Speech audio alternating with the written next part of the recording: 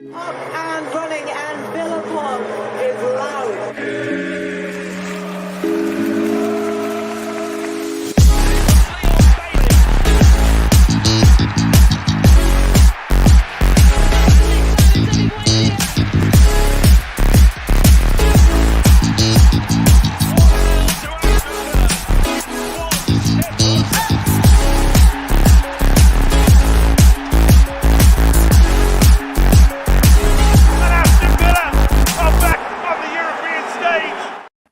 Hello, good evening, and welcome to the Villa Park podcast.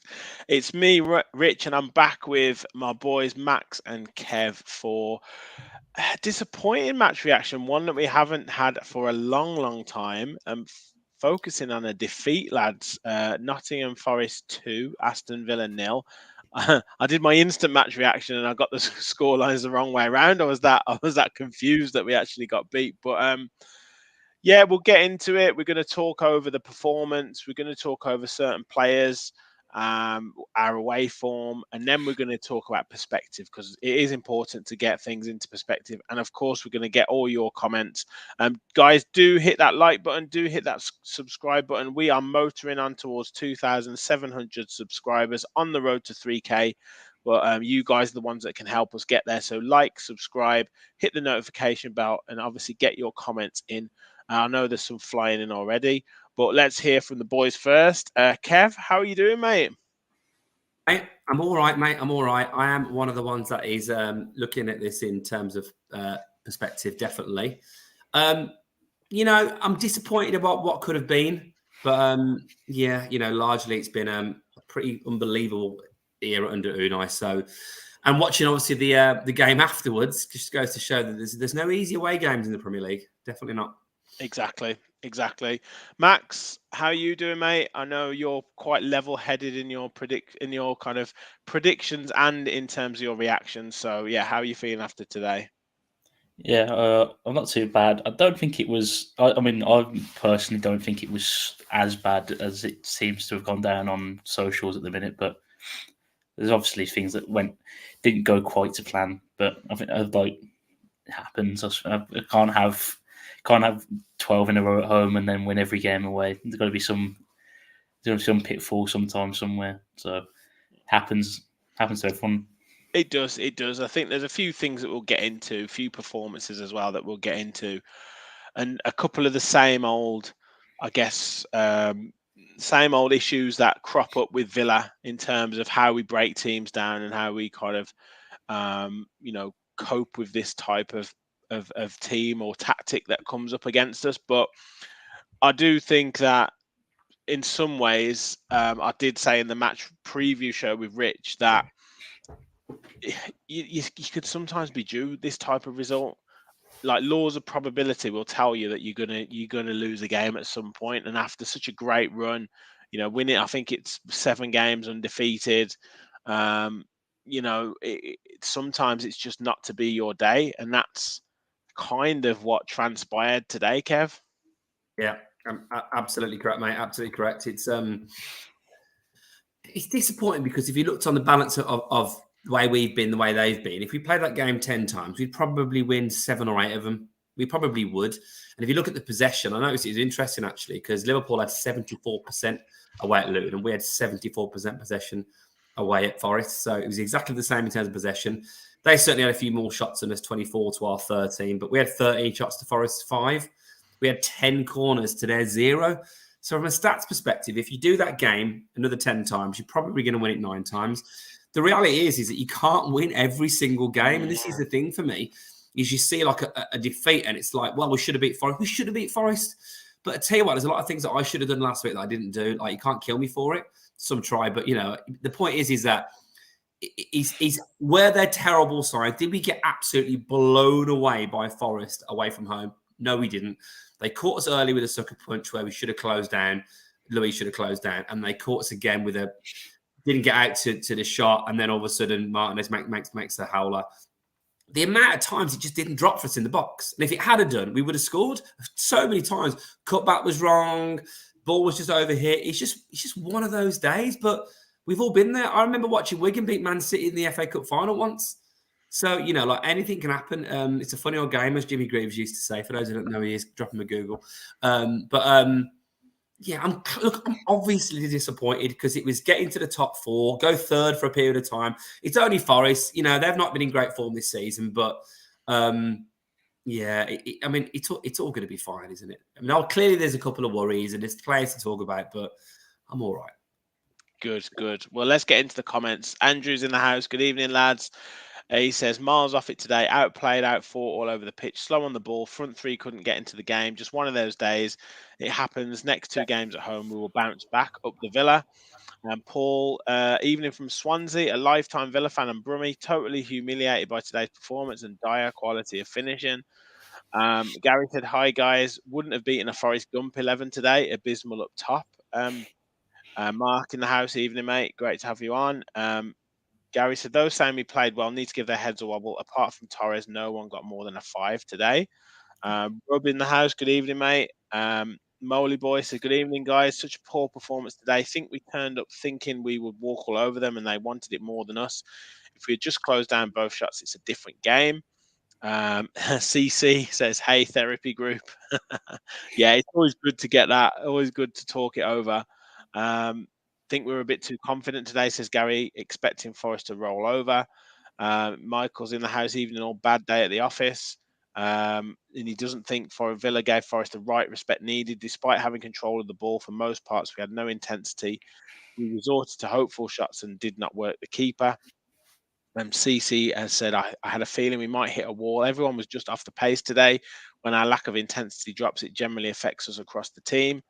Adamski in the house, I'm fuming. This is why we don't get invitation and taken seriously as top 4, because we don't win games like these when we have the opportunity. Gary said he's not having the Zaniolo criticism today. We'll get into that. He was having a go, and yes, he was dispossessed a few times, but he was 100% better than Bailey today. Kev, discuss. We'll talk that because I disagree, but there we go. I thought he was running the podcast then. He was just came straight to me. I like that. Yeah, I like it. Oh, we will talk it. We will talk.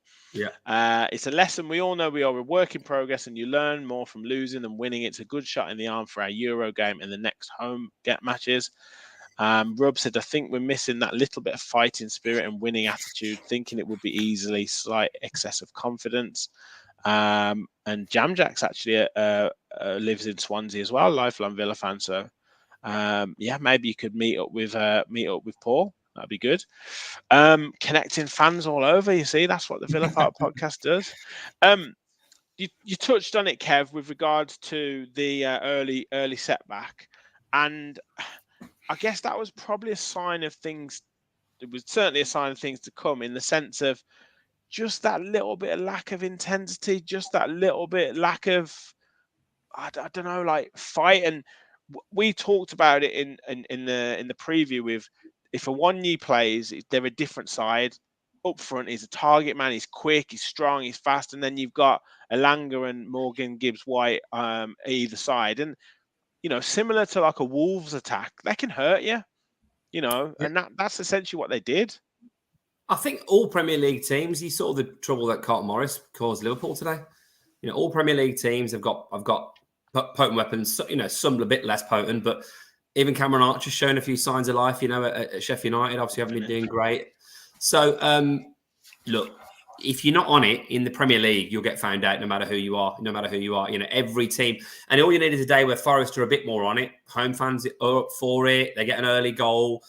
Already the percentage chances, that winometer is going right down, isn't it? Because they've scored early. We're not very good. It was it like 1 in 57, 58 times we've come from behind at half time in a game, or come from 1-0 down, whatever it was. So 54, I think it was. Well, well, it'll be a few more soon. The writing's on the wall, but it does feel like when we started the game that we just weren't at it. I mean, you could blame Louise, but he's not the only one. But I just felt like we got caught a bit cold, and then it is an uphill battle from there, isn't it?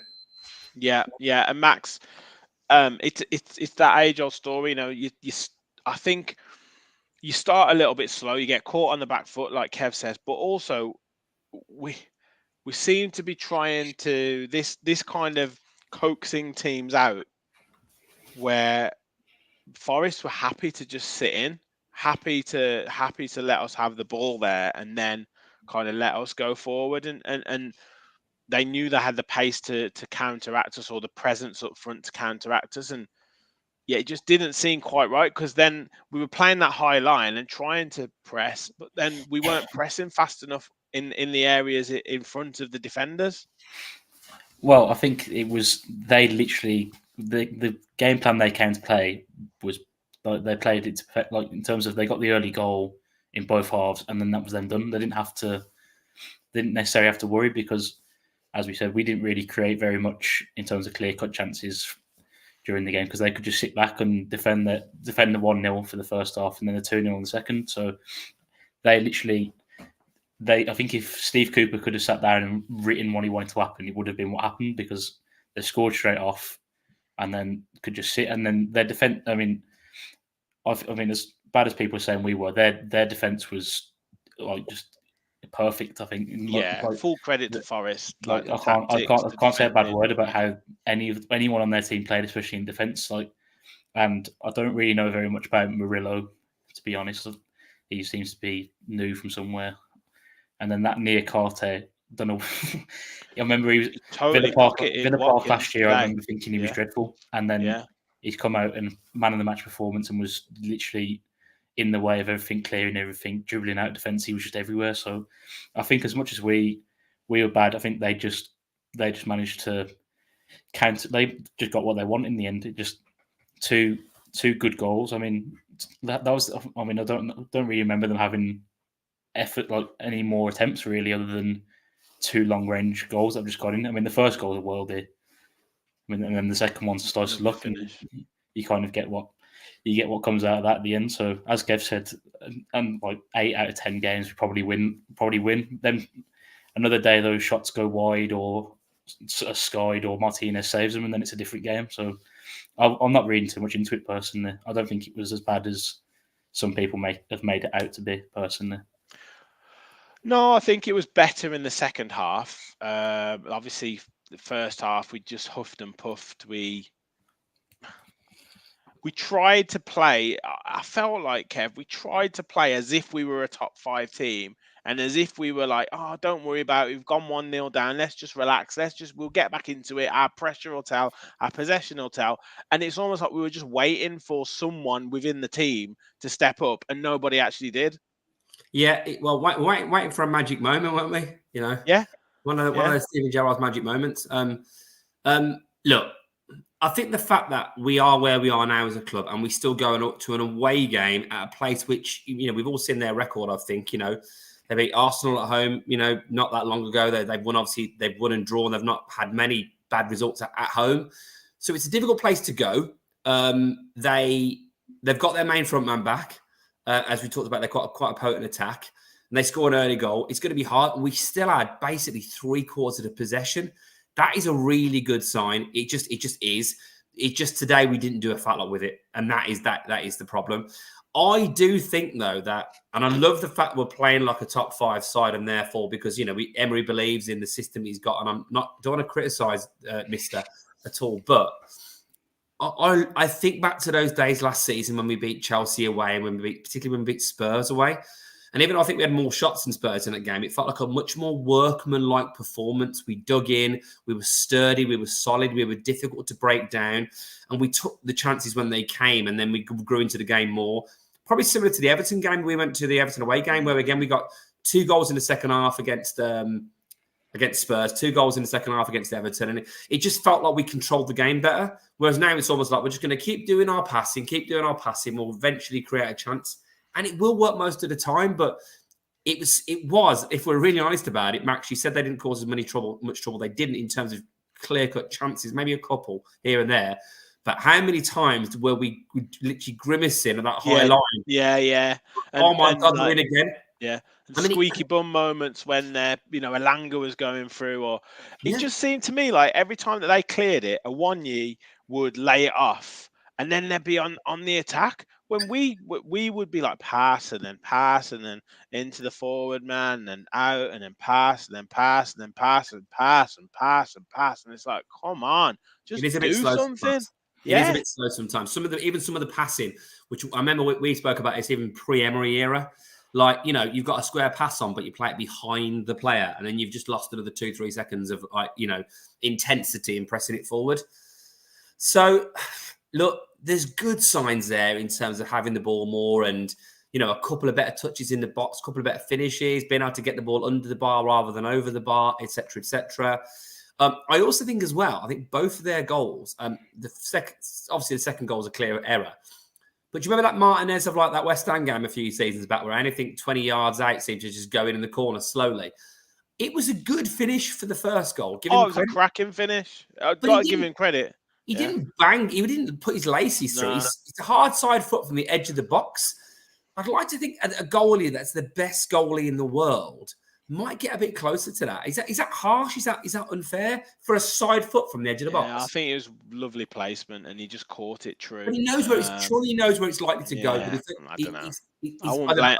You can certainly blame him for the second goal. Let's talk second goal. Obviously makes changes at half time. We're going to get onto a couple of players, but makes changes at half time.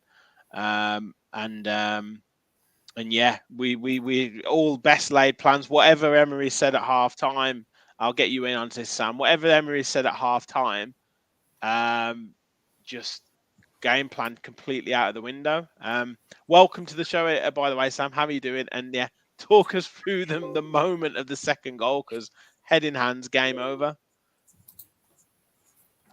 I don't know what to say about it. I mean, I can only imagine what Kevin was saying just before that.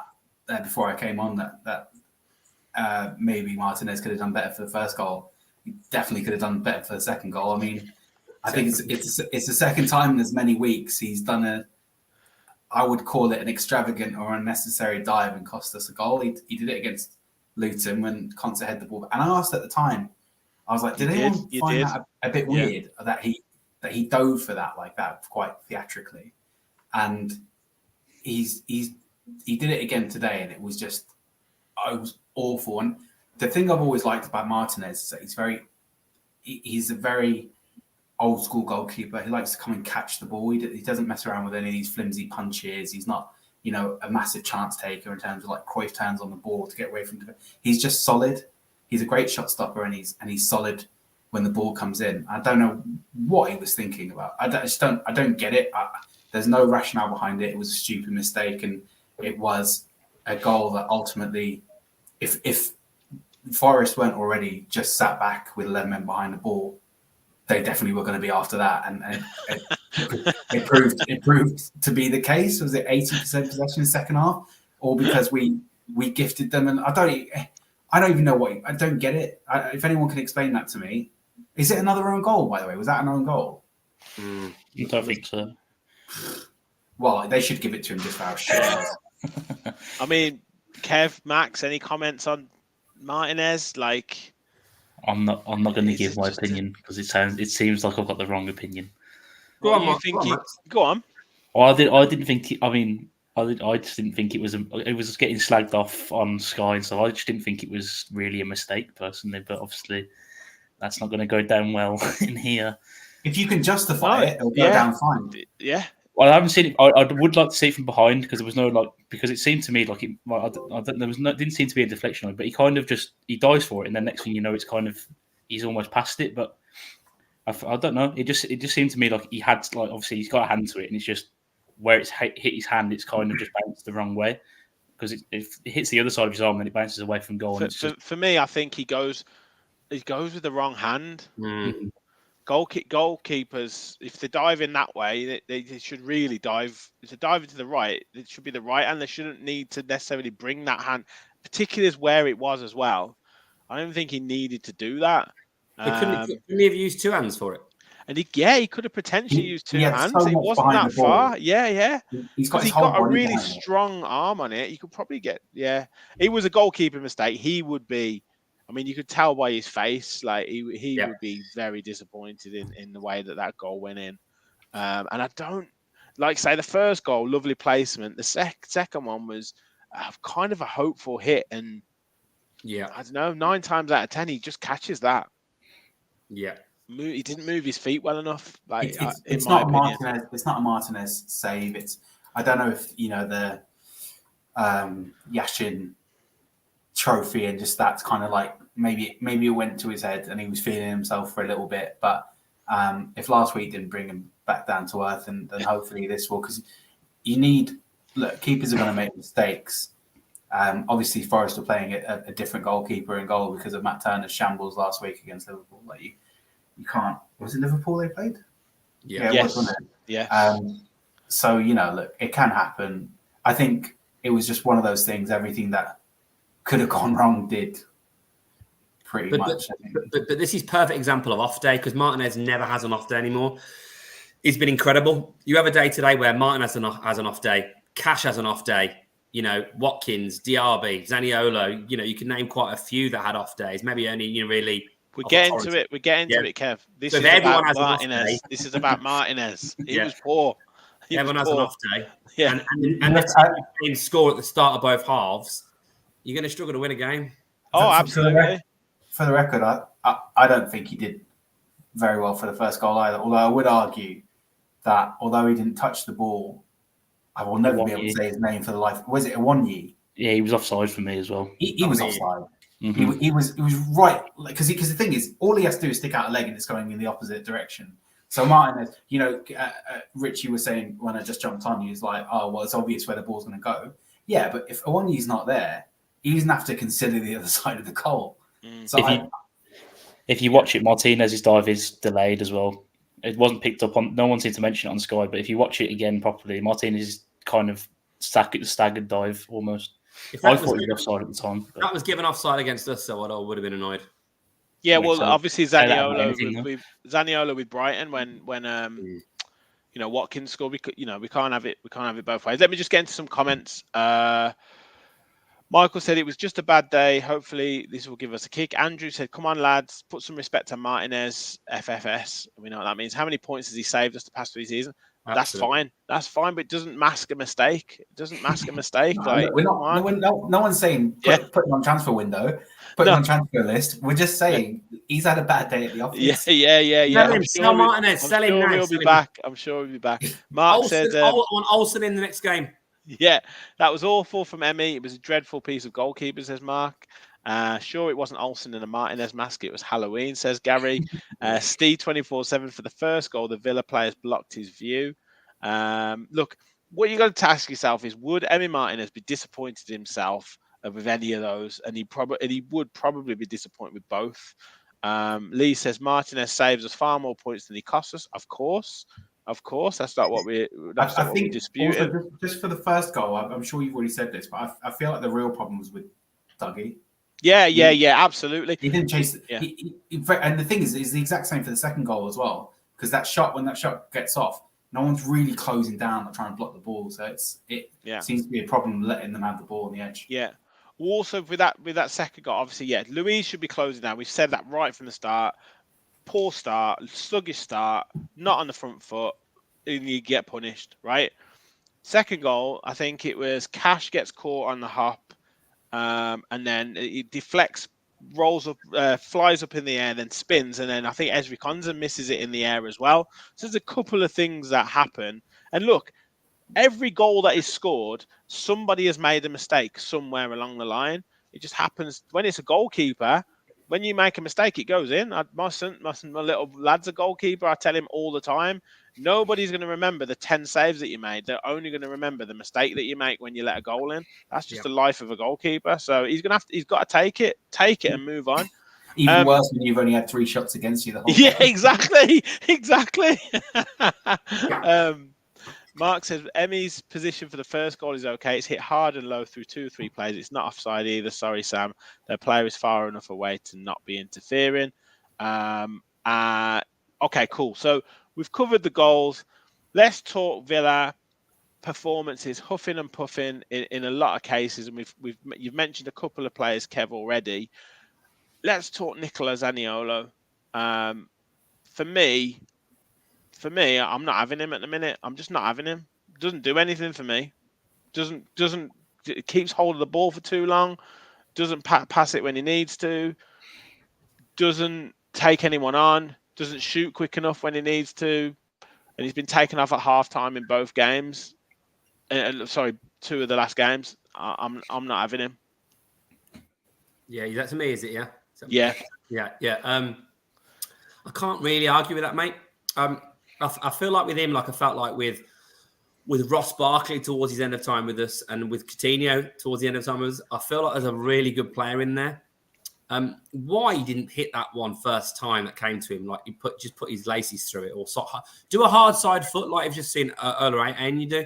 But that touch summed him up perfectly. The touch was off, took him too wide, and then he couldn't get his shot away properly. He's doing some good stuff. He's using his physicality at times, but at the moment, he's almost become the player that Bailey was, i.e. from a frustration perspective. And then Bailey doesn't do much when he comes on second half. So you've basically got a player in that position who's not doing a fat lot. I think he needs taking out the firing line, and I do think that's on Emery. I think if he's subbed him a couple of times early recently, and Bailey's done well when he's come on, I think Bailey deserved to start today. But I do think also we're desperate to have Jacob Ramsey back to give us another option in one of those wide areas. Yeah, maybe Sam, when Zaniolo comes on with 20 minutes to go, rather than such pressure. Yeah, yes. I mean, I'm not saying there's not a good player in there, but I'm just saying that he's had 14 games. He hasn't had an assist. He hasn't scored. Like, I know, Sam, you've liked a lot of the stuff about him, but yeah, when are we going to see it? I still kind of disagree with you, if I'm being honest. I think the first half, we were poor in general. I don't think we were very good in the first half, but I don't think it's a coincidence that every chance fell to Zaniolo. His like attacking awareness in terms of getting into good positions is really up there. He was the only one out of Watkins, Diaby, and Zaniolo, those front three, who was actually finding space, managing to lose their marker, and I think there's a lot of positives about his play. Obviously, look, his final pass was off. His finishing was off. True of everyone. I don't think anyone was. There was a time when he ran back and he was against Aina, and then he tried to, he got in front of him and then tried to go down as if it was a foul, and then the guy went through and was going to cross it in. I think, but I feel like we're kind of doing that. We're sniffing out a new scapegoat, if I'm being honest. For me, I think Zaniolo. Good. He's crap. No, I disagree. I think look, Martinez, do a double deal. Martinez and Zaniolo can both go. You can't argue with the fact that he doesn't have an assist and a goal. And hey, I'm not one to start criticizing people who are talking about numbers and effectiveness in games. I mean, that's But at the same time, I think he's been really unlucky. I think he's hit the crossbar a bunch of times. He's been the pass before the assist quite a lot of times. I think he does. Even if it's 2 or 3 things in a game that kind of go unrecognized, but that are integral to goals. I feel like the fact that he was the only one who was really getting any opportunities in the first half highlighted the fact he was missing them. It was like, Zaniolo was crap. But I didn't see Watkins touch the ball in the first half in terms of an attacking sense. He held up the balls a couple, but I never saw him lose his marker. I never saw him. I think there was one where he got on his left foot, the same as he did against, who was it? He scored that left foot where he did the Brian. West Ham. Yeah, sorry, West Ham, where he did the step over and beautiful left shot. He was in that exact same position today, and it was sort of very tame right at the goalkeeper. But I think no one's going to come out and criticize Diaby. He did the exact same thing. Just wait. No, but I'm talking about. We're getting to it. I'm talking about public consensus. I'm talking about. I go on Twitter and all I see is Zaniolo, and everyone was shit today. I think pulling him at half time for Bailey is probably what I was calling for, because he was missing the chances. But then when Bailey came on and we kind of stopped getting the chances, I was like, well, maybe there was a place for both of them in the team. I think you're right. I think we miss Buendia. We miss Jacob Ramsey. We miss an alternative. And I don't think Zaniolo was the source of our issues today. I'm sure we'll come on to it. But I feel like, if you look at someone like Kamara today, didn't pass the ball forward once, lost the ball 3-4 times, slow build up, just held on to the ball for far too long. And no one's going to come out and criticize Kamara. So I feel like, I know he doesn't have the money in the bank that Kamara has from his fantastic performances for Villa since he's been a Villa player. But I still think if you look at it objectively on just performances, I don't think they've been that bad. Fair defense. Let's get into the comments. There's loads of comments about him. Lee Johnson says Zaniolo hasn't shown enough, but he has something. Adamski says, Rich, we need someone like Zaniolo, but better. CC says, I agree about Zaniolo. His energy has been getting less and less every time he plays. Definitely a player in there. Maybe Ramsey coming back is having an effect. Michael says, I don't want to go in on anyone, but he needs to be aware of players around him. He has ability, but he's off. Mark says, Nico has flashes, but it's not consistent, and he has 0 goal contributions. When you consider the number of goals we have scored, you would expect more. There is a player there, though. Spengden says, at this rate, Villa will be waiting until next season for a goal contribution from Zaniolo. Gary said, Zaniolo is trying too hard for me. I stick by him for now. Zaniolo lacks confidence and wants to prove himself too much. He would benefit from coming off the bench, says Rub. What else have we got? Eugen says, Emery was worried about jinxing the luck that we've had from starting the same 11 week in, week out. Now that we've lost, I think Emery will be more comfortable starting the form players. There's no way that's true, by the way. You think superstition comes into anything that Emery does? Yeah. Gaza said front two are off it today. I'll come to a few more comments because they're around the perspective of front three. Even says Gaza. Let's talk about someone else in the front three because obviously we've Zaniolo and we've talked Watkins quite a few times, but away games and look, he's been fantastic, right? I'm not nowhere near criticizing, but Moussa Diaby was a little bit off today, Max. I don't know, like Sam said it there, we've criticised Zaniolo, but for the first 65, 70 minutes, I didn't really see Diaby having any touches. He had a few shots towards the end of the game, but very, very quiet, and it's been quiet in a few away games in particular.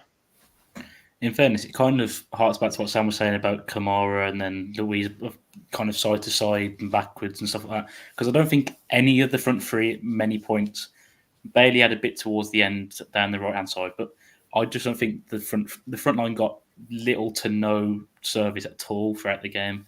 I think like Digne was probably one of our better players, but at the same time was sticking crosses into the stand at a lot of the time, or over hitting crosses or placing them in the wrong place and stuff like that. I think a lot of the time it was about the service. There was just the one thing that frustrated me with Diaby.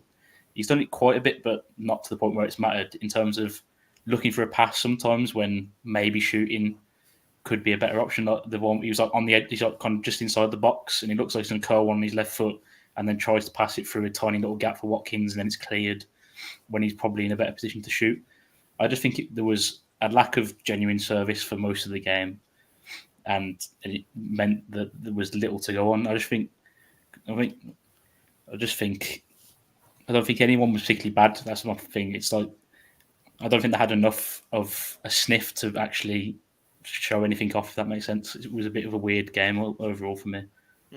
I take it, but Kev, with players of the likes of Zaniolo, Diaby, Watkins, Bailey, you've got to almost create something. Like I didn't really see any what we call third man runs. I didn't see Watkins coming deep and then a couple of players running in behind him. I didn't see any, Watkins dragging Diakate out wide. It was obviously Niakate, out wide. It was obviously man marking him. I didn't see Diaby dropping into the space and then getting it on the half turn and running with it. I didn't see any of that. I just saw safe passes. Yeah, I do think sometimes also where you need a bit of a plan B. It would have been useful for us to bring on Keenan Davis to stick him up top, no jokes, but that was always our plan B, Rich. 2 years ago, yeah. But we talk about days where you want another striker around the squad. I know Duran's injured apparently at the moment, but where you want other options, don't you? I mean, look at today. I mean, we can make the argument that players weren't making the chances, weren't running into channels, weren't doing stuff. I didn't see a huge amount from Mo Salah, Darwin, who I put in my bloody fantasy league team, and he should have scored about 3 or 4. But Darwin Núñez, Jota, McAllister, Sabotslai, I didn't see a huge amount from those guys. They bring on Luis Diaz. They get an equaliser. They get something out of the game. And Luton are a newly promoted team. Forest are an established Premier League team in terms of comparison. But there was the same level of frustrations about we should be doing more. We should be doing more. I think it's a combination of how well they defended, but also how poor I think we were in all aspects. I thought we were poor, too slow midfield, too slow getting the ball forward, not effective with it. The balls into the box weren't good enough. Digne probably was one of our better players, and yet he still frustrated me because there was a couple of times. So many great positions. And Diaby wasn't the races. I thought Bailey was probably better than maybe Zaniolo was in the first half, but still didn't do a fat lot. No, I thought he was better. He was more effective. He tried more stuff, but you're going to, aren't you? And you got to throw a bit of caution to the wind as well. We struggle against that, deep block, don't we? We struggle against it. Although we did have a few times when we broke the lines with passing, and a couple of times a slightly better touch. We would have been in. There was one, I think it might have been Digne. Took it one where Diaby got one, and then I think they put it over. And there was a few times where you see that happens. And let's be clear: if we don't concede 2 stupid goals, then they're probably digging in for a 0-0 at 60, 70 minutes, and the pressure might. It was like watching the Mostar game, wasn't it? It was. It was very much like that. Except that they were doing it up. Exactly. So they'd actually done something. Ugent said when Bailey came on, Diaby looked better. He was invisible in the first half. Adamski said if Emery starts Diaby away, he needs to start Bailey too. Diaby new to the league and country might be something to consider. CC has said, good point by Max. The last few games we haven't been feeding the front lads in the same way. He sometimes overcomplicates his passes sometimes, but he's a young lad and still learning. Mark says Bailey definitely draws more players to him and frees up others, not to liken the two in terms of quality, but that reminds me of Jack when he was doubled up on by defenders. Rob says Diaby is a playmaker for us. He did try a few through passes that didn't work today. I don't think he was so bad today, not more than any other player aligned with the team level today. But I guess that's where you're looking for someone like that to grab the game. And it goes back to my first point, like no one really grabbed the game. It was almost just like we let it pass us by. Without someone really stepping up. Sam, anyone else that you wanted to sort of focus on is slightly disappointed? Not slag off. They were all shit, Rich. No, I think my biggest concern today was, for the first time in a long time, watching Villa, I was frustrated by the way we were playing. It was just so slow and backwards, and we'd get the ball after they've come on the counter, and instead of playing the ball quickly with these brilliant passes that we've seen in recent weeks, it's just slow. Let them hold the ball until they all get back behind the ball. 11 men in their own half. I think at one point in the second half, we had all 4 of our defenders in their half of the pitch. And we're so high up, and you've got 22 men or 21 men in one half. And I just don't feel like we have that capability to break down such a low block. And we struggled against Zrinski. I mentioned it in our group chat earlier. They sat back for the whole game with 11, and we managed to nick a goal in the last minute with John McGinn. And we were lucky. They had 0 attacking threat. So the mission for the game was score a goal. And when you do that in the Premier League, and my theory is that teams are going to watch how Newcastle and Nottingham Forest have played against us and just say, well, just give them the ball.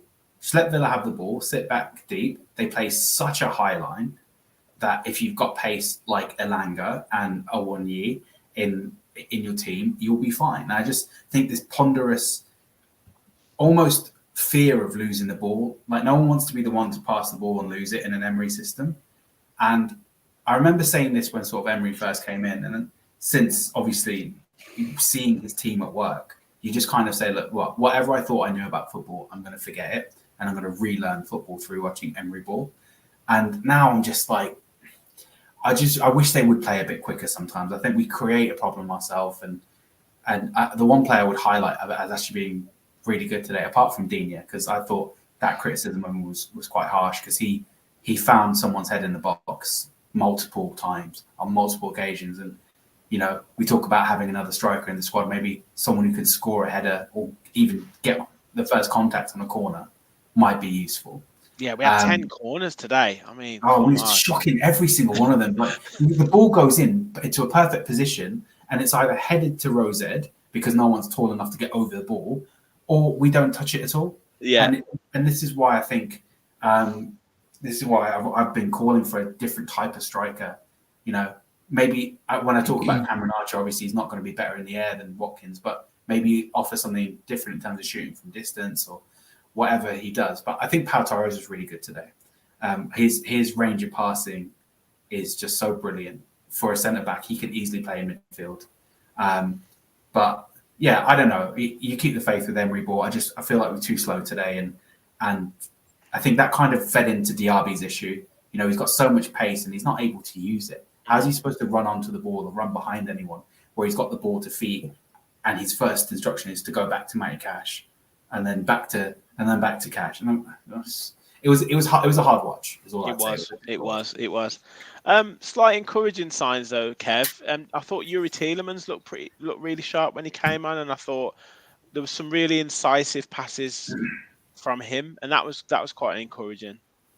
Yeah, I thought Tielemans did okay. I mean, I obviously on our chats suggested maybe him at half time, because I think he's been obviously confidence been up lately. So, you know, maybe it's time for him to get a start. I imagine he probably will start in the next game, being as though he's rotated a little bit for Europe. But it wasn't. Look, let's be clear, for all of these players, when we're not rotating loads and not making, you know, it's a lot of the same players playing each week, there is always going to be a chance that one week a Louise, a Kamara, a Cash, a Watkins are going to be off. It all happened on the same day today, didn't it? You know, I mean, I'd even forgotten about that Watkins miss. By the way, that was a great play. It was McGinn who put it in, wasn't it? It was a great play. The ball was kind of held up. He played it wide. Then it was that he made the run. If it had gone in, it would have been a super goal. And would that have been 2-1, or it would have been 2-1, wouldn't it, at that point? Yeah. And then there would have been, like, I don't know, half an hour left, and it would have been game on. Yeah. And I think if we'd got a goal, even at 2-0, I felt with 15 minutes to go, we get a goal. Me too. I always felt with 10. I mean, I think Diaby had the one where he curled it with, like, he used the players to curl it, and the keeper went down and saved it. Sam's chuckling, right? But I know, look, like, we weren't going to score if we'd have played until, like, Valentine's Day. No, you could tell from 20 minutes into the game. I remember texting in the group, and I was like, lads, it's not happening today. Liverpool fans were saying the same thing. I bet they were saying the same. Not our day. Look at who they're bringing off the bench here. They got Luis Diaz coming off the bench. They've got all this talent. They won the league in the Champions League in recent years. We've been championships, so I think we've got to realise that that's probably where we are. Well, no. I get that. I just think the fact that you guys, our record, I don't know what it was. It was something like 4 points we've made up of 170 possible points or something like that from going behind. Our record. We're terrible. Our record, terrible. Once we go behind, is dismal. And it's not only that it's dismal in terms of winning the game, we very rarely hit back and score a goal, because it's so easy to, once you've got a goal against Villa, to sit back and just sit so low that you're getting block shots, and 5-6 block shots they had. Corners, a lot of teams are taller than us, not particularly tall teams, so whipping it into the box isn't always the best thing. I was watching that game from the first half, and I was just thinking in my mind, I was like, I don't see where we score. I don't see where the threat is. And that's why I put in the group, I hope Watkins can get a goal and bring us back into this game, because that's what we needed. We needed someone to lead us and do something spectacular and just change the momentum and the mentality of the game, because it was so, there was even on TV, there was images of Douglas Luiz having a pop at a few players for not playing the ball. It started to get there was a bit of unrest, and maybe that's where McGinn needs to step in and say to the boys on the pitch, listen, calm down. He's a captain. Calm down. Pick your heads up. Stop shouting at each other. Go again. Keep going. Bit more energy. Play a bit quicker. I never saw a goal coming today. I was just going to say, to Emery's credit, we haven't gone behind in many games in his tenure, really. No, you've got to take this game out of isolation, and any of the criticism that you give is solely on this game. Look, we're 5th in the league. we're having a fantastic season. Yeah. I think the reason that this game for me, I was so disappointed because it was such a massive opportunity. I mean, look at the results that have gone our way this week. Yeah. If you look above us in the table, Liverpool have drawn, Arsenal lost. You know, Newcastle are catching up because they've obviously got that win, another 3 points. This was such a massive opportunity. Spurs are going to lose tomorrow night. Brighton drew. I mean, it was such a perfect opportunity to like cement us putting our name in the hat. And I'm not really fussed about the performance. Look, it was a bad day at the office. It was shitty. In my mind, I'm like, what's that going to cost us? Well, you know, and that's the only thing I'm thinking. And not to be doom and gloom, but the only emotion that I have from this game is disappointment. I wish we could have taken that chance today because it would have put us in such a better position against a team we really should have beat. Yeah.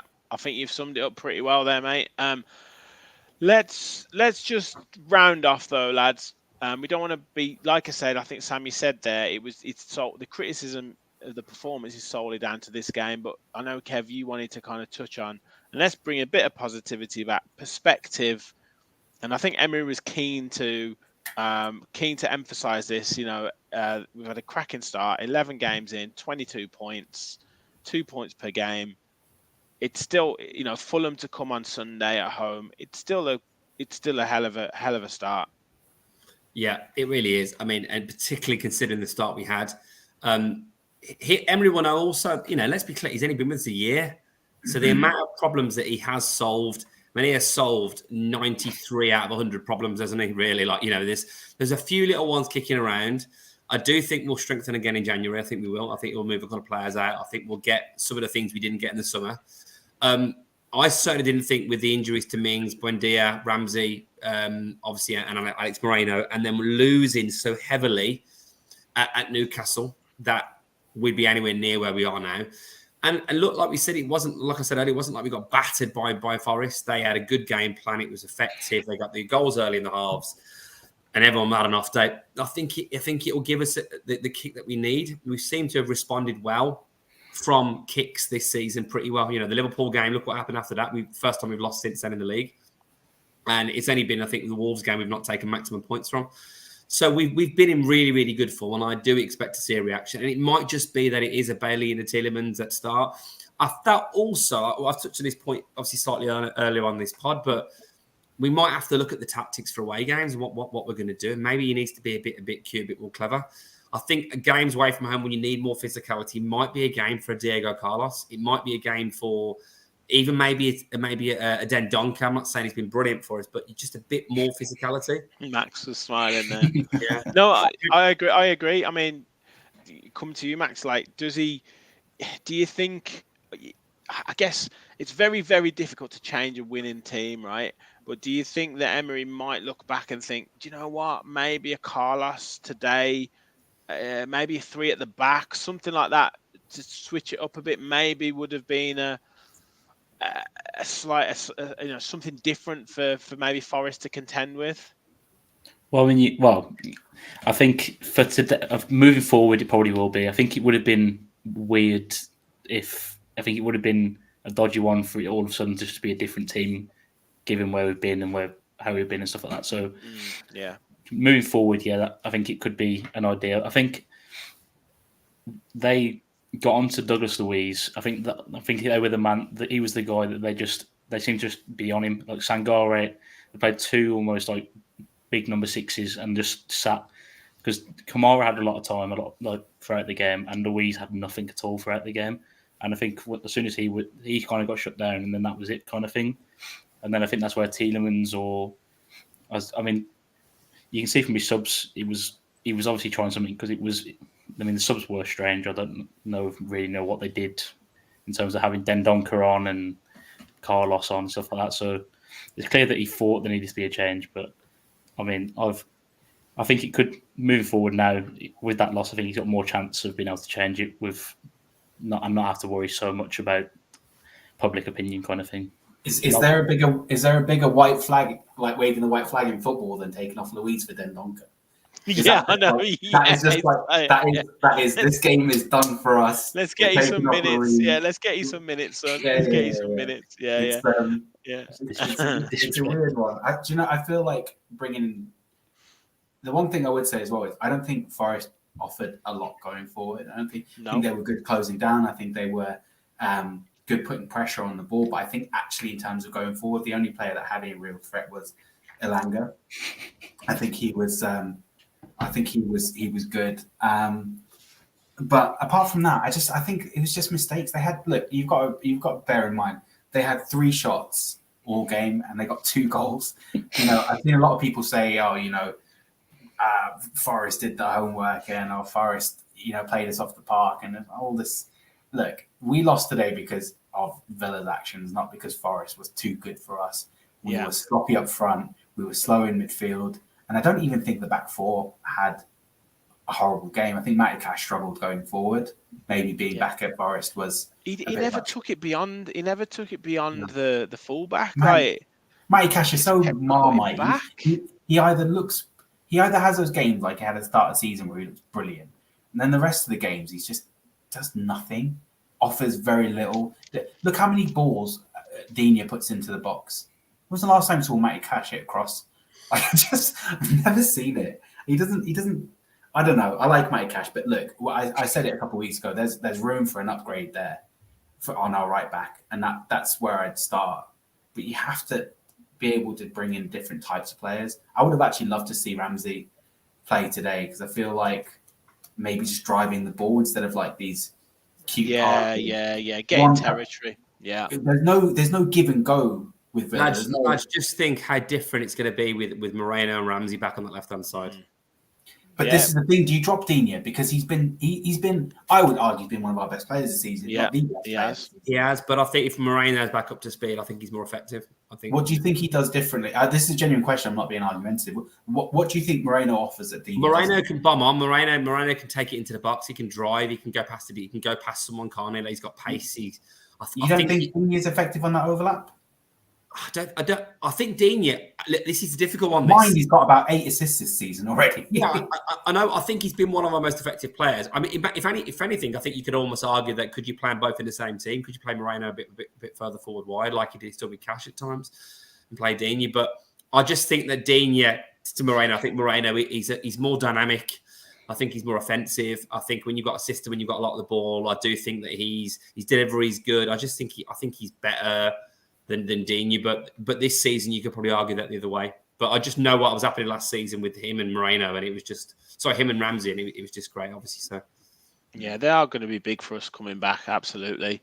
We'll finish up in a sec, but Ugent says I'm feeling slightly worried about the AZ game.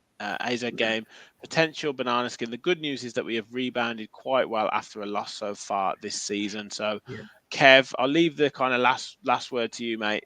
Just in terms of that, we have bounced back really well after a setback, after a defeat, and there's nothing better than having 2 home games, one being in Europe, a European night, and potentially get us to 9 points and really put us in a great position in that group.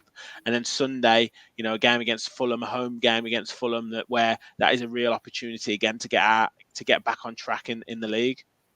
We've got the confidence at Villa Park, haven't we now? And I saw Konza's reaction after the game, and he was quite actually reasonable and pragmatic about what he said. He said he's not going to basically like hold us back. He's bad day at the office effectively, but we're basically we're a good team. We're doing good stuff, and I really do believe that we'll get a positive performance in both of those games. I think that AZ will still be a bit shell shocked about what happened at their place.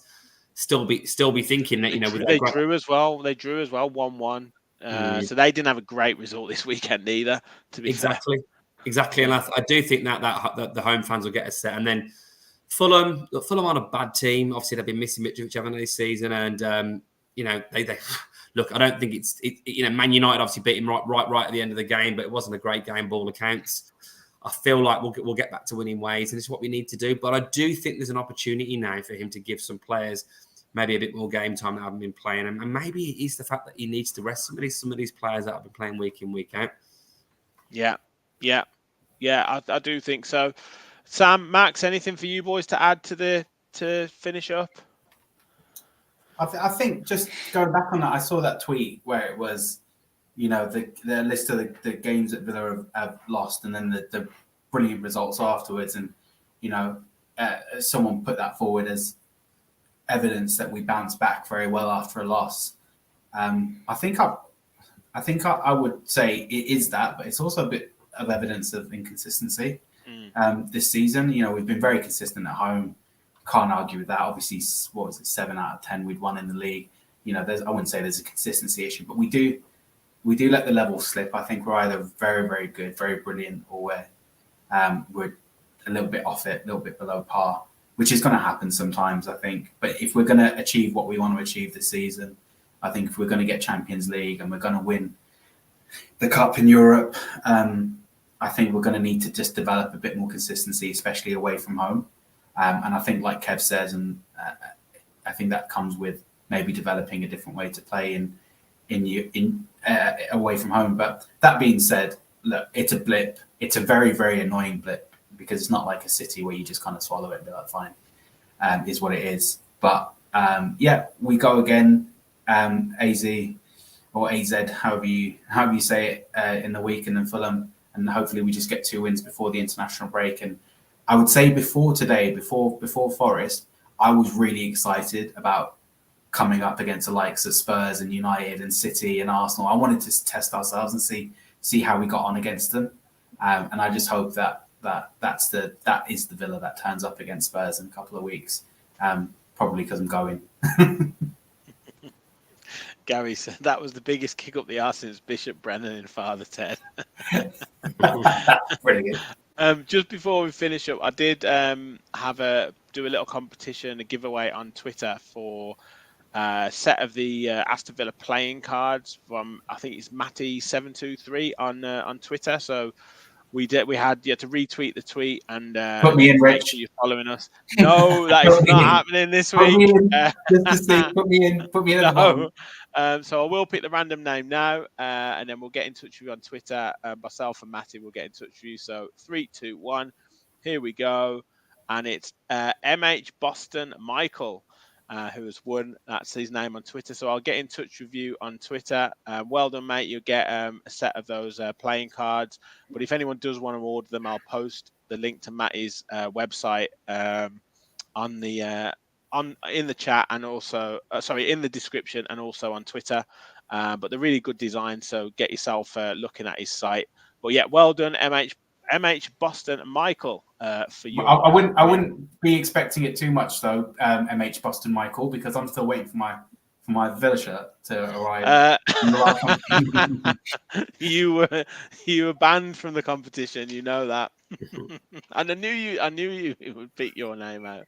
But yeah, to be fair, I think it's Illicit AVFC. He's been in touch, so we're going to send out his Villa top later on this week. So well done. But we'll do loads more competitions. So make sure you're liking, make sure you're subscribing to the channel.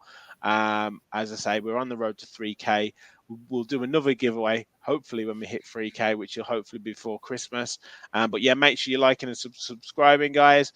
Bit of a disappointing show tonight. We've got to do them at times, but we'll be back. I'm sure we'll be back. We've got loads of shows coming up in the week. Talking Tactics with Gareth, which I'm sure will be an interesting one. Match preview for AZ Alkmaar. Match preview for Fulham. Match reactions. Any transfer talk, any Bodymore Bulletin show. So make sure you are keeping in touch with the channel. Thank you all for watching. Boys, it's always been a pleasure. Thank you very much for jumping on the show. And as always, remember, we all follow the Villa. Thanks, everyone. Up and running, and Villa Park is loud.